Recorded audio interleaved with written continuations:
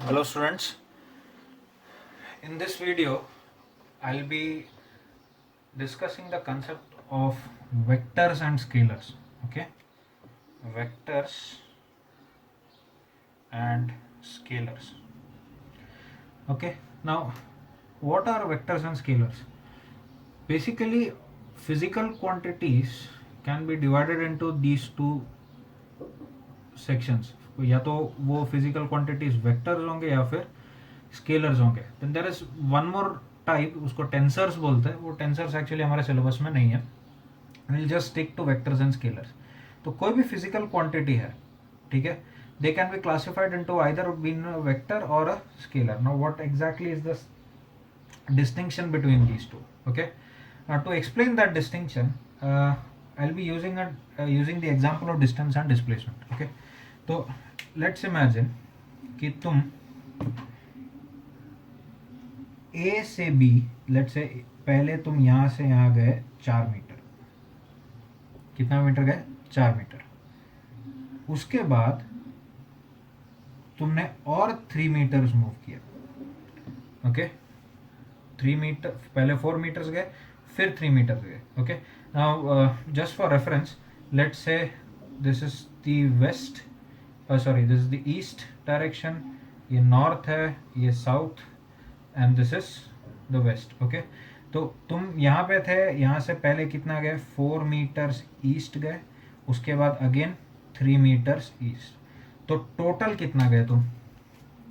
That this was your initial position. Let say this is the initial position and this is your final position B. Okay, तो तुम्हारा total motion कैसे हुआ? ऐसे होगा, है कि नहीं? Now my question is what is your distance travelled? Distance travelled कितना होगा? 4. टोटल लेंथ कितना यहाँ से यहाँ? तो 4 + 3, 4 metres plus 3 metres is equal to 7 metres. Okay, now what is your displacement? Displacement के लिए इफ यू रिमेंबर, मैंने पिछले वीडियो में बताया था कि डिस्प्लेसमेंट जब बताते हो तो you need to take into account the direction as well. ठीक है, क्योंकि एक याद है, इफ यू रिमेंबर 15 + 15 - 15 0 हो जा रहा था. तो इन दिस केस डिस्प्लेसमेंट क्या रहेगा? Taking into account the direction as well. तो 4 मीटर्स ईस्ट, ठीक है, ईस्ट लिखना पड़ेगा, plus 3 metres east. 4 metres east plus 3 metres east gives you 7 meters east. Okay, so what's your displacement? 7 meters east. Now let's consider another situation where you're here at point A and you moved 4 meters towards east. कितना metre गए? 4 meters towards east, and then you took a 90-degree turn and you went 3 meters towards north. Okay, 3 meters towards north, and this is your final position. Okay, final position B. तो overall motion किधर से किधर हुआ तुम्हारा? A से B, ये तुम्हारा overall motion हुआ. अब इसमें देखो, what is your, I will ask the same question again. Okay, what is the distance travelled? Distance travelled देखो कितना है. टोटल लेंथ यहाँ से यहाँ 4 मीटर्स प्लस यहाँ से यहाँ 3 मीटर्स, कितना होगा ये? 7 metres. Okay, I don't care कि ये किधर किस तरफ गया, उससे कोई मतलब ही नहीं है, मुझे बस वो लेंथ ढूंढना है उसके पाथ का. ओके, तो देख सकते हैं कि दोनों केस में डिस्टेंस क्या रहेगा? सेम, क्योंकि यहाँ से यहाँ 4, 4 + 3, और यहाँ से यहाँ 4, और यहाँ से यहाँ 3, तो 4 + 3 ऐड हो गया, 7 आया. But in this case what is displacement? Now by definition of displacement, it is the shortest distance between the initial and final position. तो ये दिख रहा है कि ये इनिशियल और फाइनल पोजीशन के बीच का शॉर्टेस्ट डिस्टेंस है. Now if you look at this, this is a triangle, 90-degree triangle है, right angle triangle है. तो what is this displacement? You could easily say that this is 5 meters. Okay, by Pythagoras theorem. Right, now तो displacement देखो कैसे लिख रहा हूँ इस केस में. तो डिस्प्लेसमेंट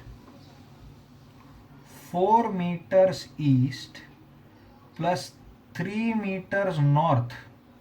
इस चीज को समझना, 4 meters east plus 3 meters north is not giving you 7, it's giving you 5 meters.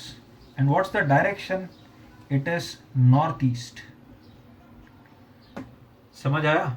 तो देख सकते हो इस दोनों एग्जांपल्स में से कि डिस्टेंस डिडंट रियली केयर कि वो तुम कैसे मूव किए, all it cared about was कि कितना मतलब लेंथ ऑफ द पाथ वो ऐड अप कर दिया, पहले 4 फिर 3 दोनों केस में।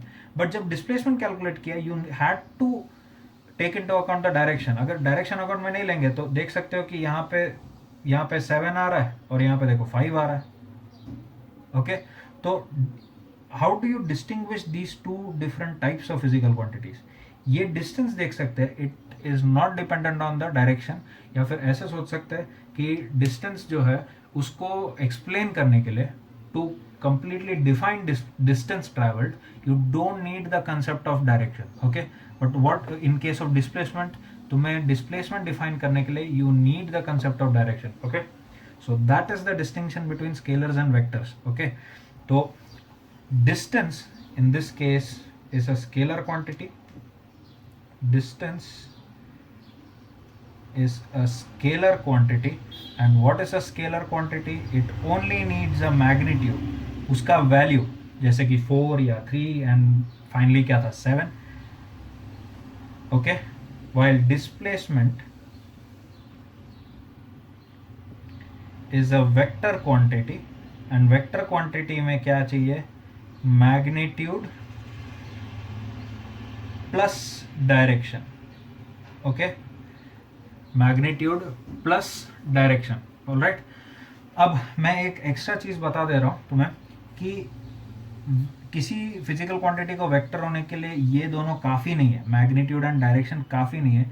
You also need one more, क्या बोलते हैं, एक कंडीशन फॉलो करना चाहिए, that is law of vector addition. Law of vector addition follow करना चाहिए। Law of vector addition exactly completely मैं तुम्हें समझा नहीं सकता अभी, ठीक है? बट एक आइडिया दे सकता हूं। जैसे तुमने देखा कि जो डिस्टेंस ऐड किया, डिस्टेंस में कैसा एडिशन हो रहा है? Scalar addition. स्केलर एडिशन में you just add up the numbers, that's it. उसमें 4 + 3 was 7, but in vector addition what you saw was 4 + 3 was in one case 7 and the other case it was 5, ठीक है? तो vector addition में क्या होता है? Direction को लेके ऐड करना पड़ता है, ठीक है? नाउ एक ऑब्वियस क्वेश्चन तुम्हारे दिमाग में पॉपअप हो सकता है कि क्या ऐसा कोई फिजिकल क्वांटिटी है जिसके पास डायरेक्शन है but it's not a vector quantity? Then the answer is yes, it is current. Electric current is a physical quantity which has magnitude as well as direction, but it is not a vector quantity, it's a scalar quantity, okay? तो उसके बारे में आगे हम लोग next year जब electrodynamics पढ़ेंगे तो उसमें मैं बताऊंगा ऐसा क्यों है, ऑलराइट? तो that was vectors and scalar. तो स्केलर क्वांटिटी क्या होता है? Physical quantities that need only magnitude for complete description, and vector quantity क्या है? That need magnitude as well as direction for complete description, and also they should follow the law of vector addition, ठीक है? Now इधर से अभी जो भी मैंने फिजिकल क्वांटिटीज बताया है उसके हिसाब से वेक्टर्स और स्केलर्स में आएगा कौन? हमने 4 फिजिकल क्वांटिटीज पढ़े, distance, displacement, velocity and speed. तो डिस्टेंस एंड स्पीड क्या है? Distance and speed are scalars, okay? Velocity and displacement are vectors. If you want more examples of scalars and vectors, scalar में और भी आता है mass, time, okay? Mass and time are scalar quantities, ठीक है? area नहीं, volume is a scalar quantity. Velocity, displacement, velocity and displacement are vector quantities. और भी vector quantities अगर देखना है तो there is force, okay, momentum etcetera, ठीक है? तो ये सारे एग्जांपल्स है स्केलर्स एंड वेक्टर्स के। तो hopefully you understood the concept of scalars and vectors. Now इसमें एक और मेरे को I just remember this point कि time is a physical quantity which has magnitude, of course, but it also has a direction. Now you might think कि time का कौन सा direction है? तो time का direction is that it flows from past to future. It only has one direction, past से future ही जाता है। तो उसको एक वेक्टर कंसिडर करके कैलकुलेशंस कॉम्प्लिकेट करने का जरूरत नहीं, since there is only one direction, तो उसके लिए हम लोग टाइम को क्या मान लेते हैं, स्केलर मान लेते हैं. Okay, so hopefully you understood this concept. In coming videos, we'll be learning about Cartesian coordinate system and motion in a straight line.